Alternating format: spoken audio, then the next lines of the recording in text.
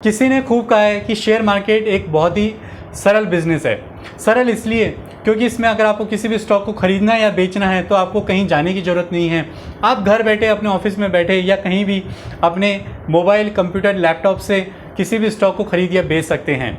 लेकिन इस मार्केट में भी दो ऐसे कंपेटिटर्स हैं जिन्होंने अच्छे अच्छे ट्रेडर्स को नतमस्तक कर दिया, खून के आंसू रुला दिए, किसी की ज़मीन जायदाद बिकवा दी तो किसी को सुसाइड करने पे भी मजबूर कर दिया।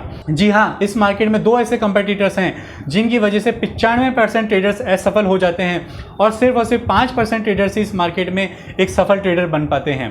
तो आज हम बात करेंगे उन दो कंपेटिटर्स की और उनसे हम किस तरह से सफल हो सकते हैं। मैं निखिल बड़ाया स्वागत करता हूं आपका समृद्धि कैपिटल के दूसरे वीडियो में। देखिए, जिन कंपेटिटर की मैं बात कर रहा हूं वो कोई इंसान, कोई फर्म या कोई कंपनी नहीं है।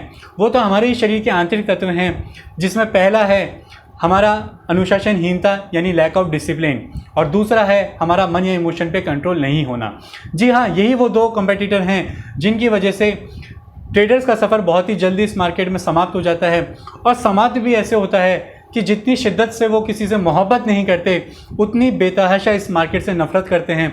और नफ़रत भी ऐसी करते हैं कि इस मार्केट को सट्टा ना जाने किस किस नाम से पुकारने लग जाते हैं। देखिए, जब भी आप किसी बिज़नेस को करते हैं तो सबसे पहले आप ये डिसाइड करते हैं कि आप किस चीज़ का बिज़नेस करेंगे। आप रिटेलर बनेंगे, मैन्युफैक्चरर बनेंगे, होलसेलर बनेंगे या आप सर्विस प्रोवाइडर बनेंगे। उसके बाद आप अपना वर्क प्लेस डिसाइड करते हैं, आपको कितनी कैपिटल के साथ आप बिजनेस स्टार्ट करेंगे ये डिसाइड करते हैं। आपके बायर्स कौन होंगे, सप्लायर्स कौन होंगे, आपके कंपेटिटर्स कौन होंगे, आपका कौन सा मार्केट सेगमेंट रहेगा। बहुत सारे पहलुओं को विचार करने के बाद में आप अपना बिजनेस शुरू करते हैं। लेकिन शेयर मार्केट में ट्रेडर बनने से पहले इंसान किसी भी बात पर विचार नहीं करता है। देखिए, और वो इस मार्केट में एज ए ट्रेडर प्रवेश कर जाता है। देखिए, शॉर्ट टर्म में आप हो सकता है तुक्के मार के इस मार्केट में शॉर्ट टर्म में सफल हो भी जाएं, लेकिन मेरी 100% गारंटी है कि आपका ट्रेडिंग का सफ़र लंबा सफ़र नहीं होगा।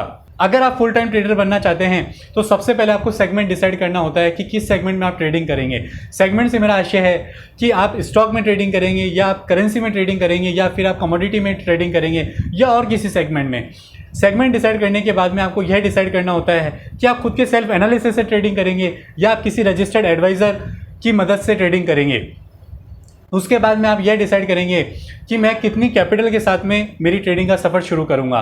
इन तीनों पहलुओं को डिसाइड करने के बाद में आपको अपनी ट्रेडिंग मेथोडोलॉजी को डिफाइन करना होता है। ट्रेडिंग मेथोडोलॉजी को डिफाइन करने से मेरा मतलब है आपका रिस्क और रिवॉर्ड को डिफाइन करना। देखिए, अगर किसी भी ट्रेड में अगर आपकी 5,000 की रिस्क है तो मिनिमम उसमें 5,000 का आपका प्रॉफिट स्ट्रेटेजी भी होनी चाहिए। अगर आपका 1 रुपये की रिस्क के अगेंस्ट में 1 रुपये का रिवॉर्ड नहीं है तो कृपया करके ऐसे ट्रेड से अपने आप को दूर रखें जैसे हम मक्खी मच्छर को अपने आप से दूर रखते हैं। तो ये कुछ स्ट्रेटेजीज हैं जिनसे आप अपने पहले कंपेटिटर से जीत सकते हैं। अब बात करते हैं हमारे दूसरे कंपेटिटर की, हमारे मन या इमोशन पे कंट्रोल नहीं होना। देखिए, मन या इमोशन पे कंट्रोल करने की कोई स्ट्रेटेजी नहीं होती है। मन या इमोशन पे कंट्रोल, मन या इमोशन पे से हमारी जीत हम हमारे पहले कंपेटिटर पे पूरी तरह से काबू करके कर सकते हैं।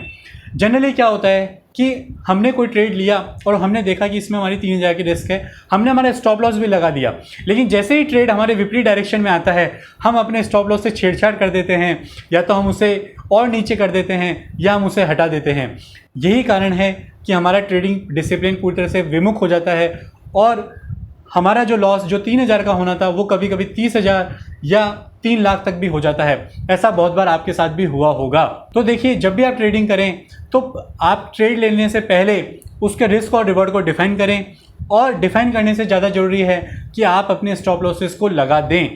अगर स्टॉप लॉस आपको एग्जीक्यूट होता है तो उसे होने दीजिए। स्टॉप लॉस आपको बड़ा लॉस नहीं देगा, बल्कि स्टॉप लॉस आपको बड़े लॉस होने से बचाएगा। तो दोस्तों, ये कुछ व्यवहारिक उदाहरण थे जिनसे आप अपने दोनों कंपेटिटर से पूरी तरह से जीत सकते हैं। इसी के साथ मैं Nikhil Badaya signing off. Happy trading and happy investing.